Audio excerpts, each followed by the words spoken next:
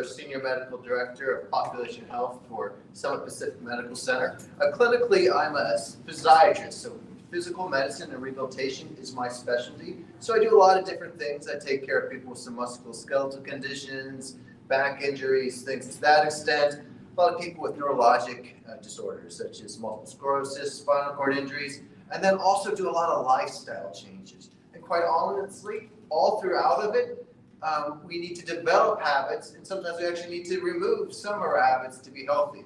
And so today I actually got one of our experts about health habits as well, Liz Miller. I'll let you introduce yourself, Liz. My name's Liz. I'm a community health worker here at Summit Pacific Medical Center. A big part of my role is helping patients in our programs that are trying to make those lifestyle changes. So people trying to change their exercise habits, their diet habits, trying to quit smoking. I'm there to help with coaching and advice. Excellent. And I do want to also acknowledge that we have a whole cycle of different classes coming this year. So next month in March, Mandy Roebling, who is our manager of DI services, she's going to be here talking about the importance of mammograms and some other very essential diagnostic imaging that we all may need. Well, I don't need a mammogram, but all the other stuff that we all may need at some point in our lives. So hope you keep on coming back moving forward for these classes. So let's talk about habits. So a lot of these resources that we got were out of this book by James Clear, a phenomenal author called Atomic Habits. And I'll define that in a little bit.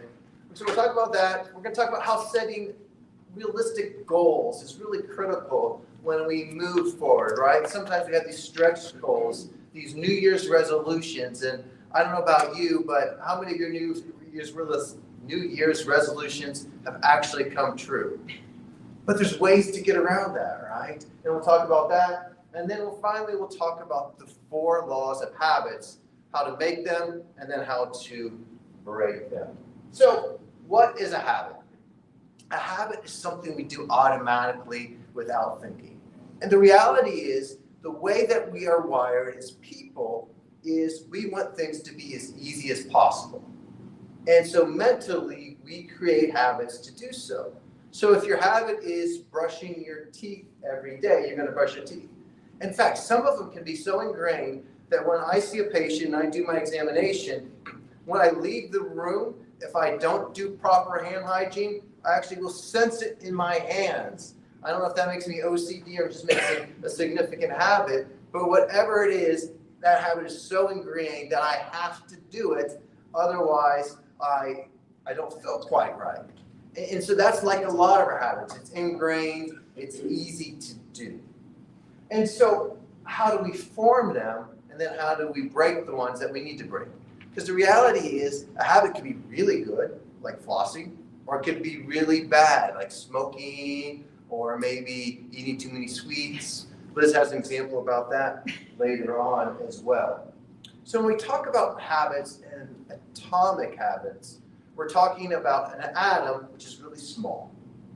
It's much easier, if you think about it, to create a small habit than it is to suddenly say, I'm going to climb Mount Everest. And maybe I've never climbed a mountain before. That's a big, big leap, right? First is, hey, I'm going to just start walking for exercise every single day or a couple days a week, right? That's a much smaller habit. It's much easier to do that. And so that's what we talk about, small. But the reality is, if you have a bunch of small steps along the way, meaning you're taking your small habit and then you're making it a little bit bigger, a little bit bigger, a little bit bigger over time, well, you can then climb Mount Everest potentially, but we don't all do it all at once. So here's the book, and I mentioned about the New Year's resolutions. Who has and I'm going to talk to some people in the room. If you're at home, you could talk to yourself. So who has a habit that is, something like really good that you do every day? Yes, Ashley. A habit that I started was the Sail fitness class, and so I have built that into my habits. I do it 4 days a week now, and if I don't do it here, I'm doing it at home. And now I got the routine down to a T where I rarely have to look at my little cheat sheet, but I have it there. But it's definitely I love that. fitness. I absolutely love it. Yeah, you developed the fitness program and you continue to do that now 4 days a week, even at home. Love it. How about another healthy habit? I exercise every day. Good. It's a little bit of an addiction. For an hour, right? So I usually do cardiovascular, so I swim 3 times a week. And then I run on the other days and do some weights and just love it. Love it, love it. Exercise. How about one more? Tammy. I start my day off with 3 bottles of water that I know that I need to drink for the day. Nice. So you're staying hydrated, exactly. And so those are all great examples. And I want to ask you for bad habits, but I have one. It's ice cream. And I love ice cream. In fact, my wife, she always asks me, hey, do you want me to buy some ice cream at the grocery? And I always say no. And then she's like, why? If we have ice cream, you always eat it. And I say then, well, that's exactly why I don't want you to buy ice cream. And this is one of the secrets that we learn, and we'll go into a little bit more later, is if it's a habit that you want to break, make it hard, right? Because 1, I'm cheap, and 2, I'm lazy. If we don't have ice cream in the house, I'm not going to go and drive to the grocery to get ice cream in the middle of the night, 8 o'clock in the evening, whatever, when I crave ice cream. And the second thing is, I don't want to go to like Dairy Queen or a place like that and get like just a little thing of ice cream for $6, because to me that's too expensive. And so by her not buying it, it stops me from doing that habit. That's helpful. Yes. And so we don't just rely on willpower with habits. We form them and then we grow on. We've got some great strategies there. And so you trick yourself basically. Because the reality is people, we will fail, but systems are much more reliable when it comes to safety, the stuff that we emphasize here at Summit Pacific, but also with habits. It becomes a system and it's easy to follow that system to success. So setting goals. The thing about setting goals is you need to have them to be realistic. Otherwise, we're not going to often do them, right? And so we actually have a little mnemonic that we talk about when we're talking about goals. I'll go over that in a minute, but before that, ideally, it's not just making a goal, it's changing your identity with it. So let's say maybe I wanted to lose 50 pounds. Okay, well, the reality is weight fluctuates, right? And it can fluctuate based on a lot of different things. Holidays are tough. Things to that extent can be really hard. And people can be discouraged because they set this big goal of losing 50 pounds. Well, instead, if I can shift my identity of, hey, I want to be somebody who makes nutritious choices, right? And so it's not the goal to lose weight. Now, obviously, long term, I want to lose weight, but I want to make nutritious choices. And so maybe I say, you know what? I'm at this restaurant, and rather than order the French fries and hamburgers, I'm going to have a salad, and I'm not going to pick ranch dressing because ranch dressing is actually like cholesterol and fat in a bowl. I'm going to pick a very light dressing and not add cheese to my salad, and I'm going to eat that instead. Because my identity is choosing to be a nutritious person. Or in fact, we hear some people here who have and are developing identity that they're going to be somebody who values exercise, right? Maybe I can't swim every day because I'm traveling or something like that, but I value exercise, and so I'm going to just walk around the hotel a couple times because I value exercise, right? That's my identity. And so we want to make that shift for ourselves. And then once again, when we pick a goal, we want it to be attainable. So the mnemonic we use is SMART. So you want something specific. So for instance, maybe I want to walk on a regular basis. And so I'm going to say, I want to walk every day after dinner. Okay, so something very specific. It's measurable. Well, in this case, did I do it or not? Right? It has to be achievable, otherwise we're not going to do it. So if my goal was to go swimming every day, but I don't have access to a pool and I don't have a car to drive to the YMCA and I can't afford the YMCA dues, I'm not going to do it, right? So it has to be something that's also achievable. It's relevant. If me walking every day is going to improve my health, right? And I know it's going to improve my health, so it's very relevant. And then also time bound. Now, there are some goals that we want to have it just for a short period of time, potentially. You know, for instance, maybe you're in a program, you're getting a degree in whatever it may be. And so you want to do homework over, you know, specific time or spend so much time studying. Very time relevant. And other things may be the time is for as long as I'm alive. Like flossing, as long as I have teeth, I'm going to floss them, right? And because that's important for me. So I'm going to turn it over to the superstar, Liz, and she's going to talk about Mr. T and SMART goals. All right, so my very specific example is going to be about setting a new habit of doing some yoga. So first I'm going to set an identity-based goal. I want to be the type of person who cares for my body. That's vague, it's not a very smart goal, right? So for my new habit that I'm going to start is going to be doing my Yoga with Mr. T DVD every morning for 2 minutes. It's very specific, this is exactly what I'm going to do. It's measurable. I'm going to check it off on my calendar every day that I do it. It's achievable because I'm only going to start by doing it for 2 minutes every day. It's relevant because it contributes to me trying to be a healthier person. And it's time bound because I'm saying I'm going to start Monday and continue it for the rest of my life. See if I can make this clicker work. Before we go into the 4 laws of habit formation, I'm going to take a minute just to go over the habit loop. So this is how they think we create and reinforce habits in our day-to-day life. So they start with a cue, which is the initial trigger. And just to use probably the simplest example, eating, which is a habit we all have and enjoy. So the initial trigger for eating is often just a feeling of hunger. So you get a craving. You want to escape that feeling of hunger, you want to feel full. The response is what you do. So you eat. And the reward is feeling fuller. Maybe if you ate something good, you get a little dopamine rush. For bad habits like smoking, the cue might be, besides its own cravings that nicotine manufactures, maybe you feel frustrated, the craving for that cigarette, the response is smoking, and the reward is you get that nicotine rush, you feel a little bit less stressed. So the 4 laws of habit formation that James Clear came up with help hijack this habit loop to our advantage. So the first law is to make it obvious. So in the case of my Yoga with Mr. T, I'm going to scatter little cues around my environment. So maybe I set my DVD, I'm kind of dating myself with the DVD. You're watching it on YouTube, whatever you're doing. So I put my DVD out, I set my yoga pants out. Another thing we'll talk about later is habit stacking.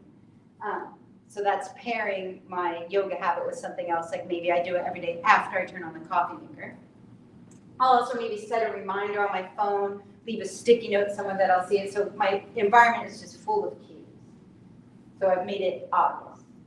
The second law is I want to try to make it attractive. So one thing they talk about is temptation bundling. So maybe I buy some really nice yoga pants and I tell myself, I'm not going to wear them to the grocery store. I'm not going to sleep in them. I'm not going to binge Netflix. I only get to wear these awesome yoga pants when I'm doing my Yoga with Mr. T. Kind of hard to do in 2 minutes, but maybe I'll only listen to my favorite audiobook while I'm doing my yoga. You can also reframe your mindset. So instead of saying like, ugh, I have to do this, maybe frame it as I'm taking some time for self-care, or at least I get a couple of minutes a day to myself before I have to do all the other stuff that I have to do. Third law, make it easy, the response stage. So like you start very, very ridiculously small with a new habit. So I'm only doing my yoga for 2 minutes. Mr. T barely has time to introduce his DVD and I'm done. Other examples, if you want to start walking, just say you're going to walk for 2 minutes. I'm going to walk to the mailbox and back. Maybe you want to start improving your diet. Just eat 1 more piece of fruit a day. You reduce friction. So the night before, instead of having a chaotic morning, you lay out your yoga pants, you have your DVD ready. If your goal is to say eat fruit in the afternoon instead of candy, make sure you have a piece of fruit with you in the afternoon to eat. With the small things, a lot of people think walking 2 minutes, doing yoga for 2 minutes, it's ridiculous. It's way too short. What am I even doing? But one thing that James Clear says in his book is it's not the length of time, like in terms of sessions that you do a habit that makes it stick. It's repetitions. So better to do yoga for 2 minutes every single day than to do yoga for 15 minutes twice a week. And we understand sometimes people can only do 15 minutes twice a week. Fourth law is make it satisfying. So this is the reward stage. So a lot of these healthy habits will have long-term payoffs. Like eventually you'll get more flexible. Maybe you'll have more energy, whatever it is. But you need something a little bit more immediate. So in the case of my yoga, maybe I'll tell myself, I don't get any coffee until I do my 2 minutes of yoga. That's it. And then I'm starting to associate in my brain almost subconsciously the satisfaction of getting that coffee with doing the yoga. Other reward examples, maybe you'll watch a video afterwards, listen to your favorite song, have a little healthy snack. Some people are really motivated by tracking progress on a calendar. I'm one of them. Those stars lining up are really nice. Sometimes people like to make things social. So if you are starting a walking program, if you have a buddy to do it with or a dog. Sometimes you can join an online community of people making healthy changes, but watch out for those because there's trolls. I will turn it over to Kevin. Yeah, thank you. So one of the things that we can also do when we're starting a new habit is to trick ourselves that it's not even a new habit. And that's a concept called stacking. So let's say I brush my teeth every night, but I don't floss, right? So as opposed to actually create a habit of flossing, I'm going to stack it. Now, it actually helps us as people to accomplish something if we verbalize it. So you could verbalize it to somebody else. I could say it to Liz, or I could verbalize it just to myself and say, you know what? I'm going to floss my teeth. But don't stop there. I'm going to floss my teeth right before I brush my teeth every single day. Okay? And so now I've just added it on to another habit that I do all of the time. And you could do that with whatever it may be. So let's say you wanted to walk every day for 2 minutes, and you wanted to do your Mr. T yoga program for 2 minutes a day. I could say, after I walk for every day for 2 minutes, I'm going to stretch and do my yoga with Mr. T. And I quite honestly pity the fool who doesn't do that. So, I had to say that was fun. You were waiting for that. So what I do is, like I said, with the brushing, I'm going to say I'm going to floss every single day, and I say it out loud, and now it's stacked and added to another habit. Now let's say you go to the dentist and they say, well, you really have significant regression of your gums. You should really use one of those water picks too. Now you just stack it on top of it. Okay, I'm going to now use the water pick, and then I'm going to floss, and then I'm going to brush my teeth. And so you stack, and it tricks the mind into not creating a new habit, but instead you're just adding to one thing you already do. So now let's say you wanted to break a habit, right? The nice thing is you just take those 4 laws of habit formation and you go into reverse. So the first thing is, in a candy dish episode, let's say I eat too much candy. All right? Well, I have a candy dish, maybe it's a hardtack candy. I'm really dating myself for eating hardtack candy. But actually, I like that better. And so maybe it's a hardtack candy, whatever I like. Well, the easiest way to do that is get rid of the candy dish, right? Or get rid of the candy. Ask my wife, please, honey, don't.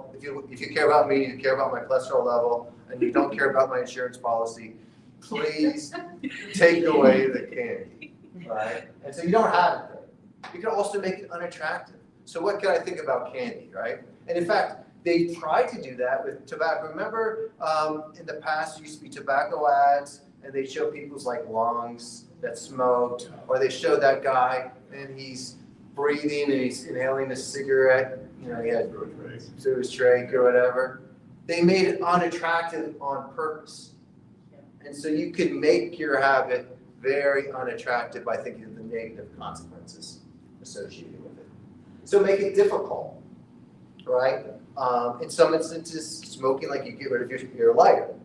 It's really hard to smoke if you can't light your cigarette. Right? Exactly. Don't do it on your burn. You could do it on your burn, but that's darn it, Tammy. That started And then you unplug your electricity. No, but you make it harder to be able to do that, right? You make it difficult, and then you make it unsatisfying. Now, some things you may really like candy, or you may enjoy cigarettes, or whatever it may be. But think about other consequences of it once again. So, and I've done this actually with some of my patients before. I say, well, how much do you smoke? and then we calculate how much money they're spending a year on cigarettes. And normally it's $2,000 to $3,000 at this point based on the cost of a pack of cigarettes. It's a lot of money. And suddenly that becomes very unattractive to somebody who may be smoking or whatever. So you make it unattractive if at all possible. And you can think of what else could you do with that money? Meaning, in a couple of years, could you have enough to take your grandkids to Disney World or Disneyland? Or could you give more money to charity or get new carpet or something to that extent that you would like to do and make that more attractive instead? So, I can, Kurt, you're gonna. So actually, we're going to, before that, let's do some questions. We have a sheet for the people who are here. We always love our online watchers, but this is one of the reasons you want to actually come into Summit. Number one, we have actually good, healthy snacks. We have fruits and vegetables and iced tea and water and stuff. But then two, you get to do cool things sometimes afterward. So we're going to end it for you, but please keep on attending these series, either online or in person. And then Liz is going to talk for our people here about a worksheet we're going to go over. So thank you all.